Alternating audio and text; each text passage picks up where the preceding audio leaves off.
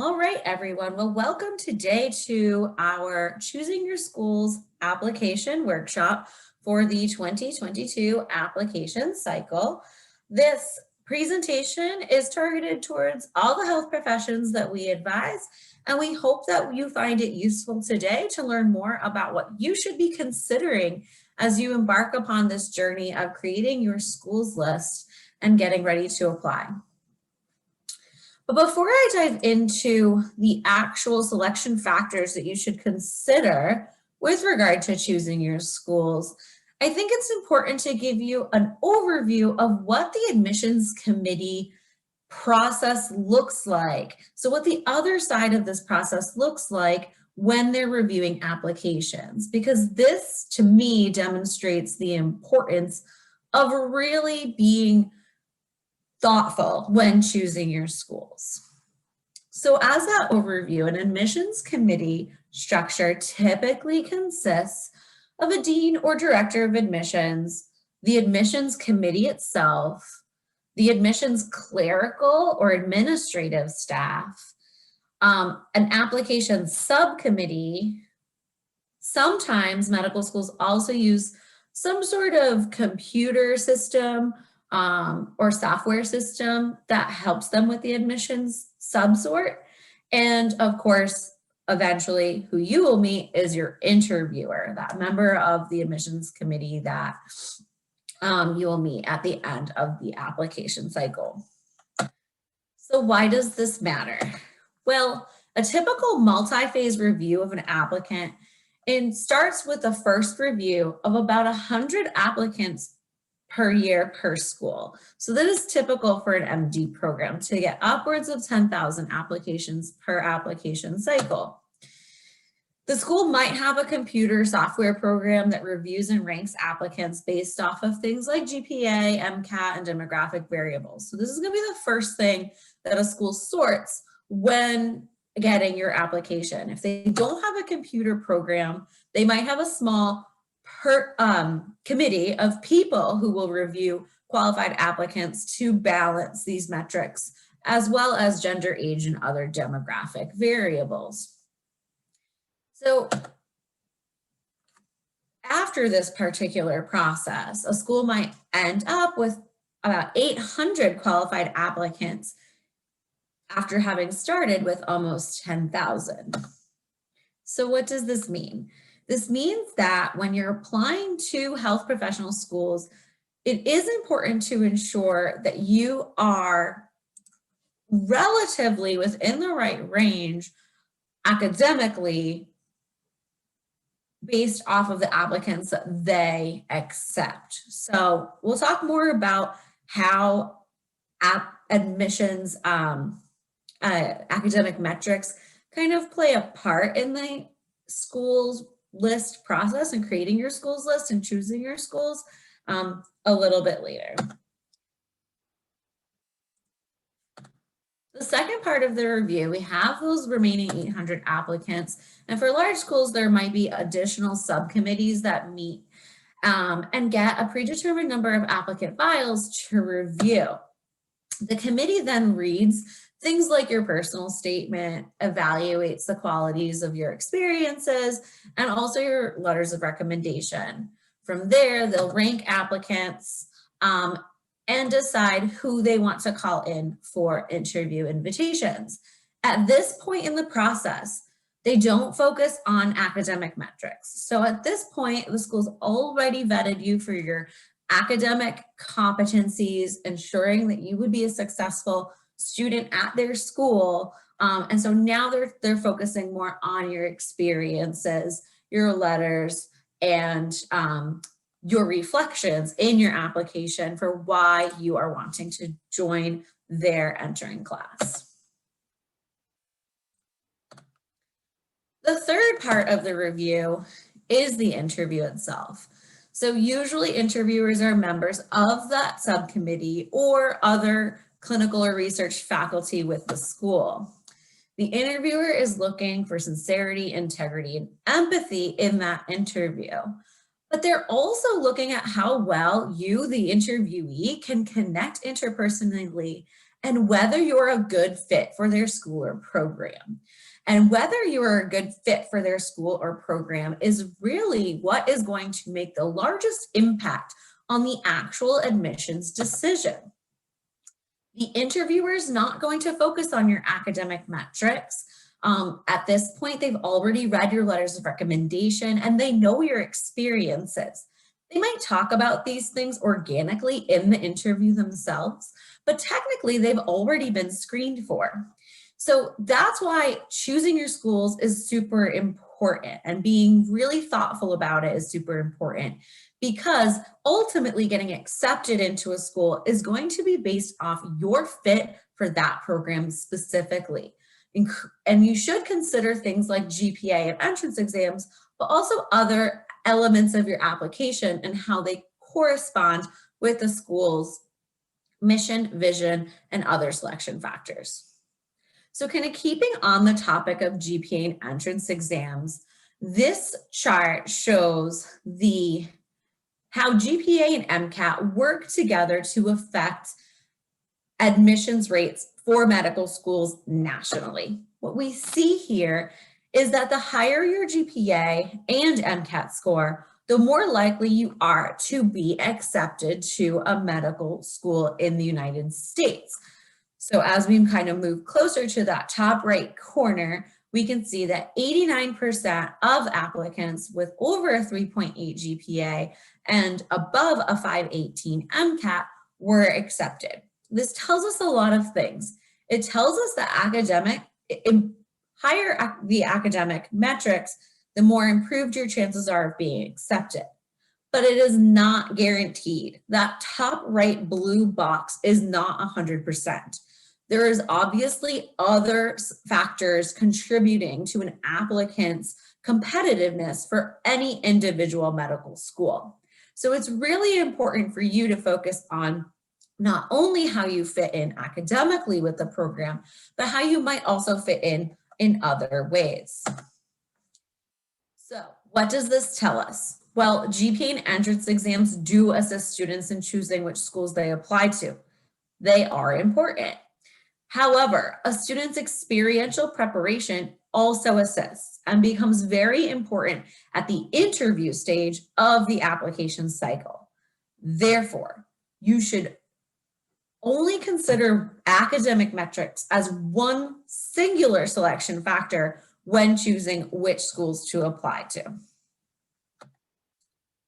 Next, I want to talk about geographic location. So tragically, most admissions committees aren't going to have much of a care if you would particularly prefer to attend medical school somewhere that's warm and sunny year round, whether you'd like to stay in the Northeast for your medical or health professional education, or if you want to attend school near home. Geographically, they're not bound to those things the same way you personally might be. So you do not want to limit your search geographically. And what I mean by that is, while you certainly can focus your school's list and search in a particular geographic region, don't omit schools from your list simply because they fall outside of that particular geographic region. There might be schools that you have not yet considered. Perhaps, if you're someone who's from Massachusetts and you're interested in applying to schools in the Northeast, that's not to say that you might not also be interested in applying to Emory or to Tulane. It's important to look at schools for what their programs offer, what the school itself can give you as a potential applicant to their program. And from there, you can certainly tailor it geographically, but try not to limit your school search. Another thing to consider with regard to geography and applying to a health professional school is the difference between a public institution and a private institution. Now, most public schools are going to very strongly favor their in-state applicants.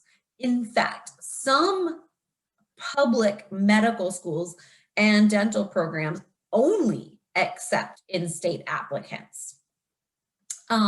Or some only accept out-of-state applicants from specific regions.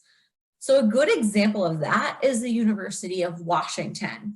So the University of Washington gives preference first to Washington state residents, but then to residents from what they term the whammy states, which is Washington, Wyoming, Alaska, Montana, and Idaho. So if you're outside of the state or region, it's going to be very difficult to gain an acceptance to the University of Washington unless you have some sort of exceptional record of service or come from a disadvantaged background.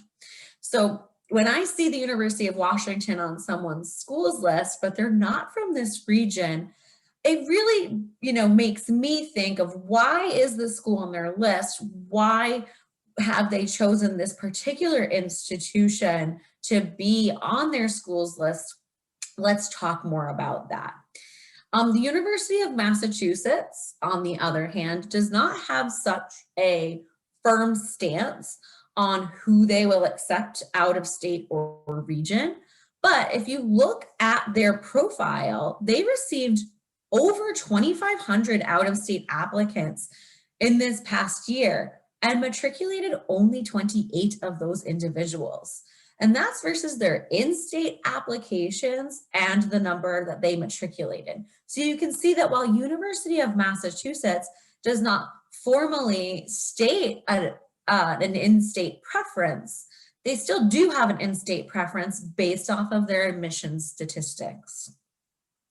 If you do not have an in-state school, that's nothing to worry about too much. There are a large number of medical and dental schools in the country that are private and do not give preference to applicants from any one particular state.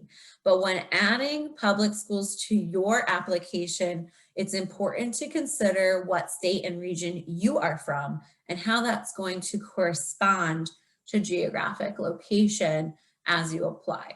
And as like a little asterisk here, if you're applying to MD, PhD programs, typically, even for public schools, there is not going to be the in-state preference to a large degree gets eliminated for MD, PhD applicants only. And that's because dual degree applicants for MD, PhD, that gets funded from a different pot. So that's the reason for that. Okay, so now that we've talked about academics and we've talked about geography, now you're ready to start thinking about creating your own schools list.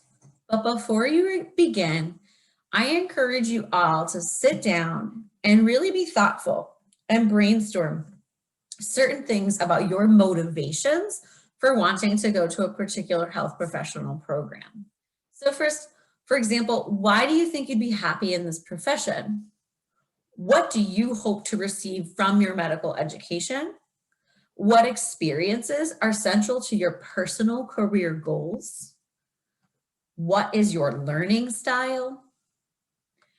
What do you need to support your personal well-being at an institution?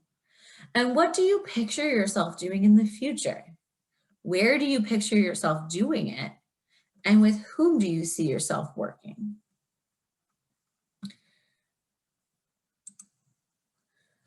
From there, it's about finding your perfect fit. For example, the curriculum of the school might be important to you. For example, the school might have a case-based curriculum. They might have a state-of-the-art simulation center. What percentage of their curriculum is basic science compared to clinical and elective opportunities?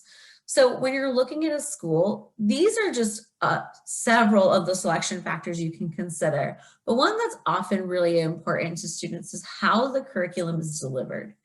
Medical schools and dental schools throughout the country, and of course other health professional programs as well, have very similar curricular content.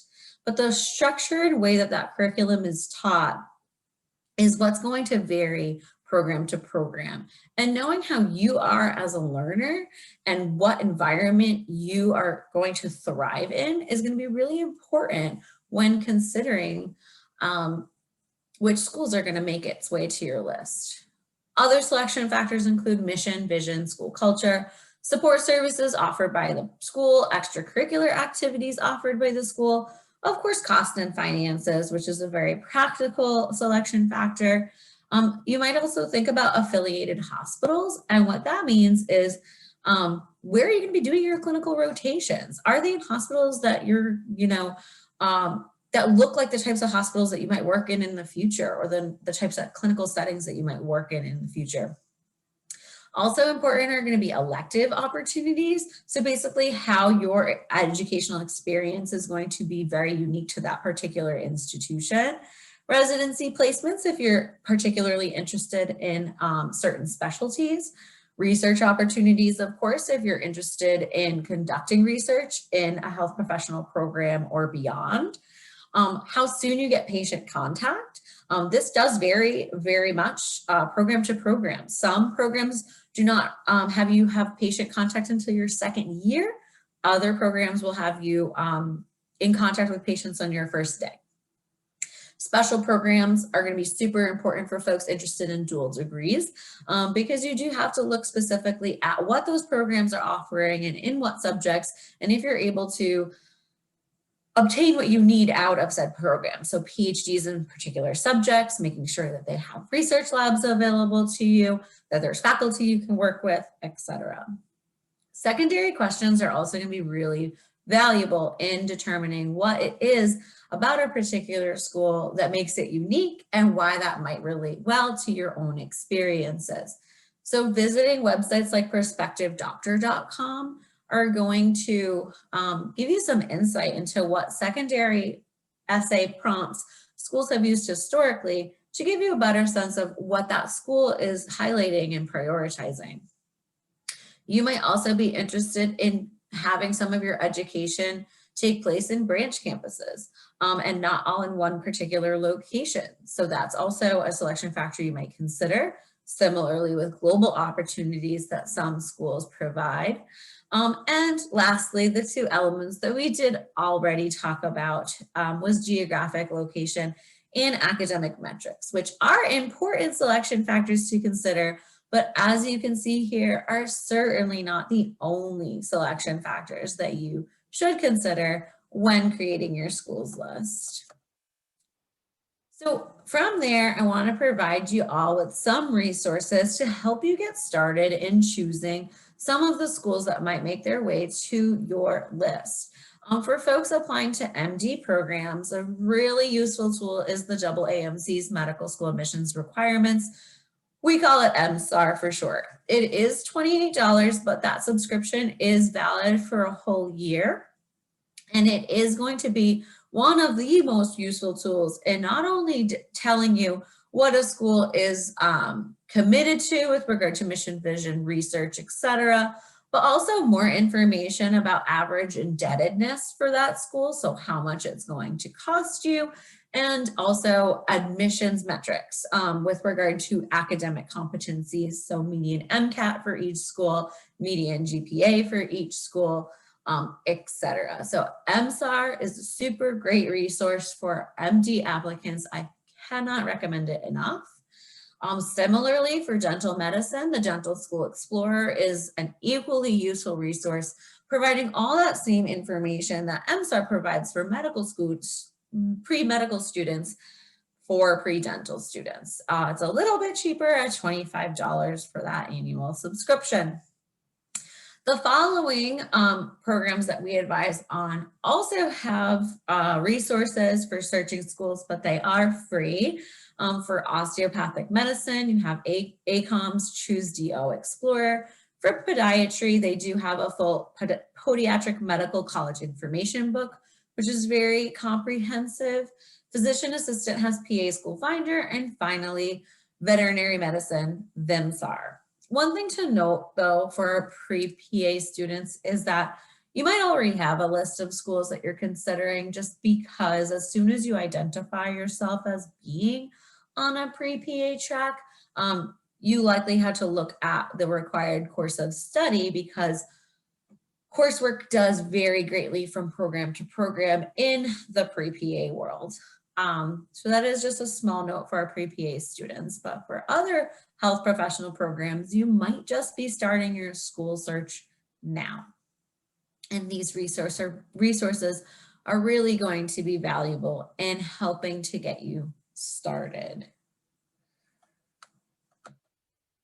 So from here, let's think about all the selection factors we've already talked about and explore some ways that there are going to be some drastic differences program to program and how you can use the school's website as a way to find which programs might be the better fit for you than others. So I listed some schools here as examples, and these schools tend to be very drastically different, for lack of a better term, in their mission and or vision. So let's look at Loma Linda to start, because their mission statement is rather unique.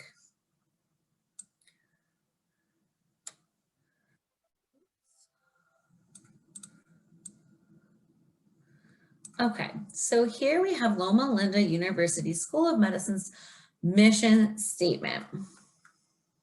So the mission of Loma Linda School of Medicine is to continue the teaching and healing ministry of Jesus Christ. Now, Loma Linda is situated in sunny Southern California.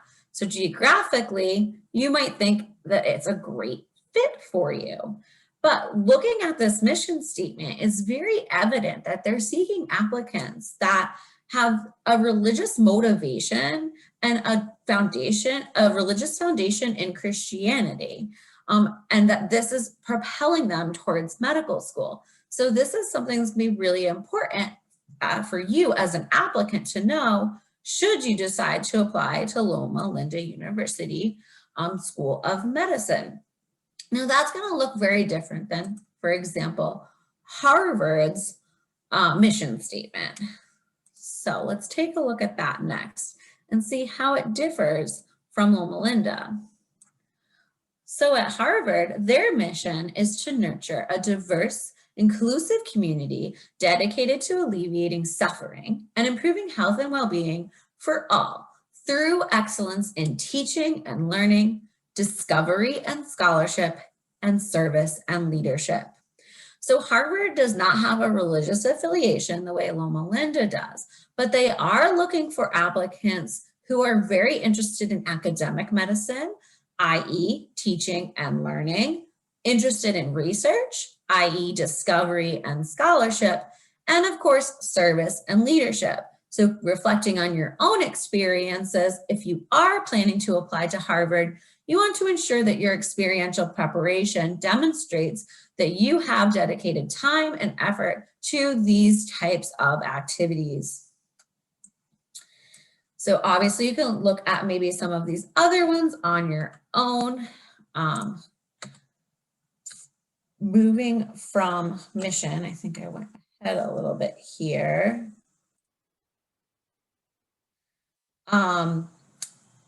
So from there, we can look at curriculum. We can also look at dual degree programs to find out a little bit more about what programs are offered at particular schools. A note about curriculum.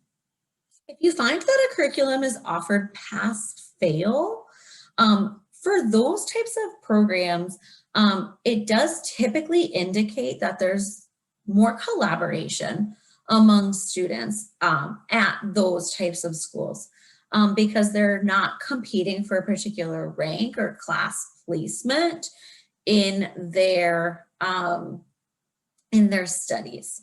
So that is something that with regard to curriculum might be important to you as a potential applicant. For dual degrees, we talked a little bit about MD, PhD, but there are other dual degree programs at a number of institutions and they vary quite greatly. At the University of Miami, they have a very robust MD, PhD program.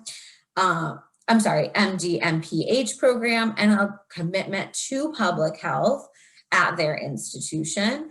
At Tufts Medical School, they are one of the ones that has a very unique MD-MA in International Relations programs, which is affiliated with their Fletcher School in Medford. So that's a very unique program that you might consider if you are looking to be kind of at that intersection of clinical medicine and international relations. Again, kind of looking back at your experiences and really examining whether or not your experiences lend itself well to a particular curriculum or a particular dual degree program as you embark on your career in the health professions.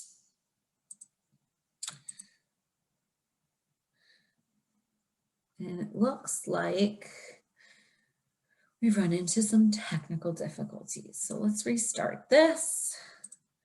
Bear with me.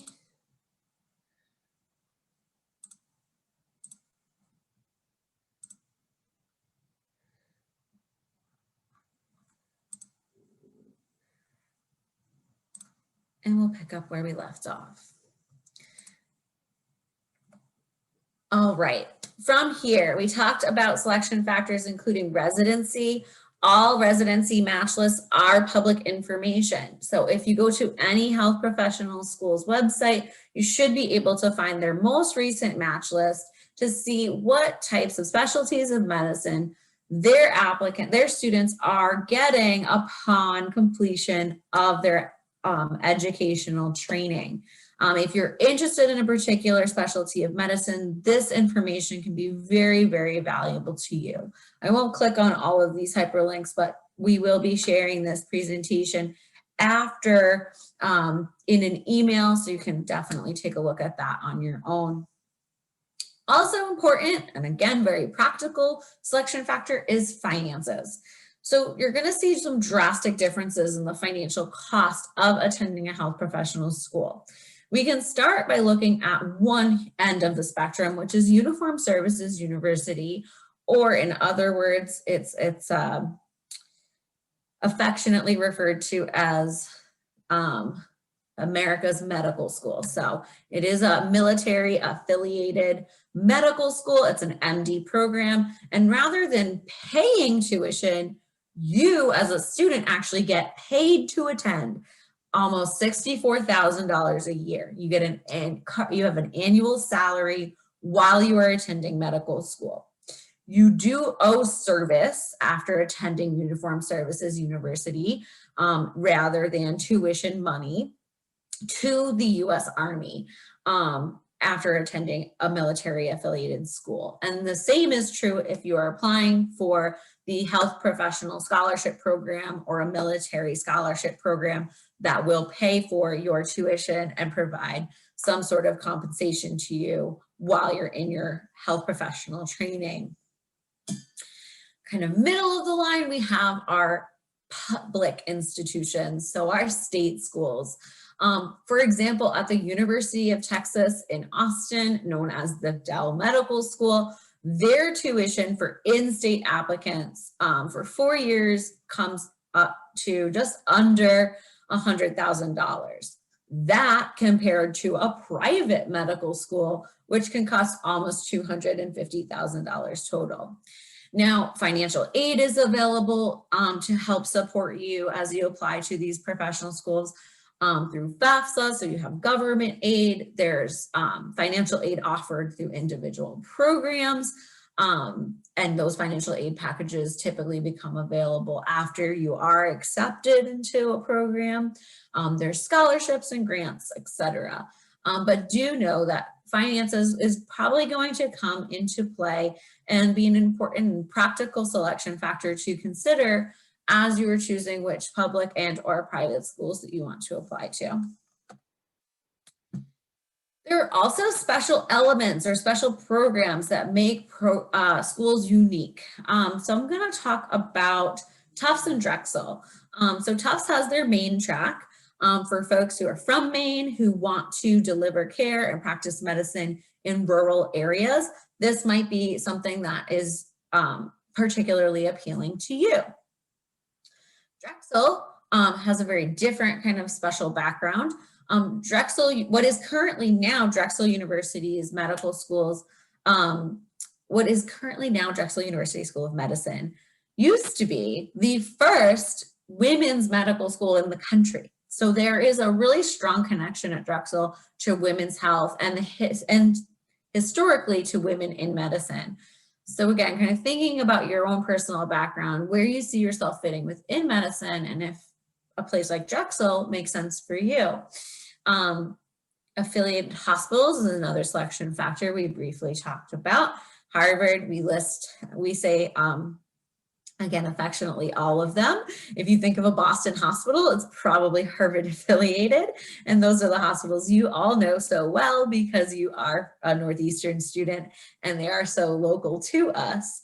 But beyond Harvard and all those hospitals that we might know much about, it is important to know what the affiliated hospitals are at the schools that you're applying to, or the affiliated clinics at the schools that you're applying to, because that is where you're going to be doing most of your training. And where those affiliated hospitals are located is equally important. For example, some of Tufts affiliated hospitals are far outside of the Boston metro area in suburban areas of Massachusetts and require some distance traveling to get to. So it's something to keep in mind with regard to the schools you're applying to and where you're going to be doing your clinical training. Again, looking at secondary prompts, seeing how it is eliciting some information from you that is telling with regard to what that school is prioritizing. Global opportunities, if that's something that you're interested in exploring as a health professional school student. Research opportunities, we kind of already touched upon patient contact, but kind of keeping in mind that patient contact does differ program to program. So for example, at Hofstra, all medical school students receive EMT training in their first week, whereas at Duke, which does have a required research element as a part of their curriculum,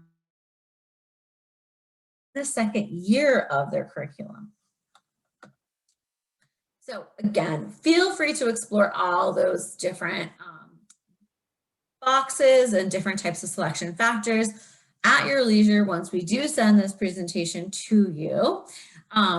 But your homework beyond that for today is to just start by creating a spreadsheet of potential schools. It's going to be quite long to begin, and you might pare it back later, perhaps once you receive your entrance exam scores, once you look into more programs and refine what it is you're looking for from those schools. But start with a big list and pare it back later. When creating that spreadsheet, you want to include some really important information. First and foremost, why are you interested in the school? You have to have a why. Some information about their admissions data, for example, what's their median entrance exam score, what's their median GPA, and perhaps some other selection factors that you considered in creating this list. Maybe a selection factor that you want to track is affiliated hospitals or extracurricular activities or details about the curriculum. Whatever the most important selection factors are for you, create columns in your spreadsheet and be able to distinguish program to program on your spreadsheet and what kind of have a reason as to why you're choosing it. This spreadsheet is going to become really important later as you apply to schools, you fill out your secondaries, and of course, prepare for interviews. And beyond that, even after interviews, it can help you decide which school you end up attending. So ultimately, at the end of the day, you're not going to be visiting all of these schools, perhaps the way you did when you applied to an undergraduate school. You're going to be learning mostly about these programs through online resources and the school's website, through virtual or in-person interviews, and perhaps from Northeastern alumni who are attending those programs. But to get you started, you want to really think mostly about your own motivations for going to a health professional school, why those motivations are leading you to apply to certain programs, and how things like geography and academic metrics also contribute to which schools you're selecting. So with that, I'm going to thank you all for attending and stop the recording for today.